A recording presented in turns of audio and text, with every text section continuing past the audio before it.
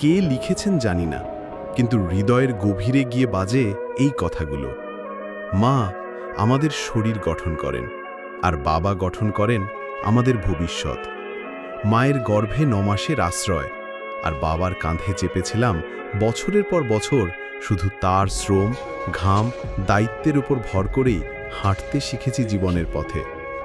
মা প্রতিদিন বিনা বেতনে রান্নাঘরে কাজ করেন, আর বাবা মাসের শেষ কয়েনটাও আমাদের হাসির জন্য খরচ করে দেন। তবুও ভালোবাসার প্রকাশে মা যেন রঙিন আকাশ, আর বাবা হন সেই নীরব বাতাস, যার অস্তিত্ব টের পাই তখনই যখন তিনি একটু কম থাকেন।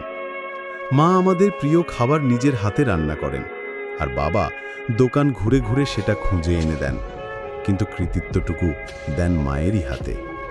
মায়ের ভালোবাসা চোখে পড়ে, বাবার ভালোবাসা থাকে মাটির নিচে শিকড় হয়ে।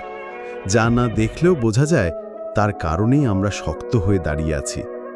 ফোনে কথা বলার সময় প্রথমে মায়ের খোঁজ নিই, মায়ের কাঁধে কাঁদতে পারি, কিন্তু বাবা কেবল দরজার কাছে দাঁড়িয়ে থাকেন, চোখে হয়তো হাজার কথা, মুখে কোনো শব্দ নেই। সন্তান কষ্ট পেলে তিনিও কষ্ট পান, কিন্তু কষ্টের ভাষা কখনো শেখেননি তিনি।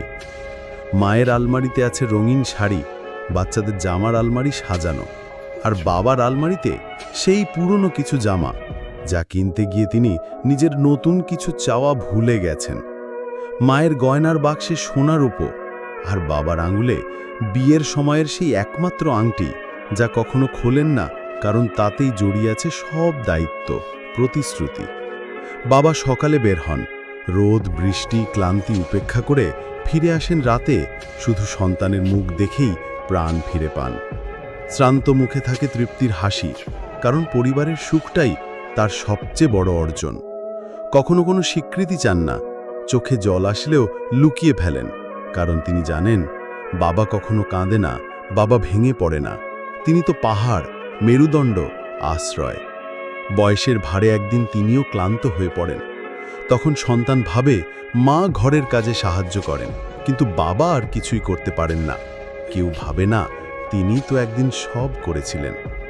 বাবা যেন সেই বাতিঘর, যিনি নিজের আলোতে নয়, অন্যের পথ দেখাতে নিজেকে পোড়ান।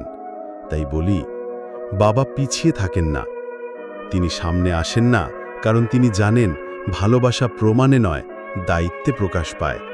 আর তিনি সেই মানুষ যিনি নীরব থেকেও পুরো সংসারটা আগলে রাখেন। শ্রদ্ধা হোক বাবার প্রতি, যে নীরব থেকে সব কিছু দেন, কিন্তু কিছুই চান না। শুভরাত্রি।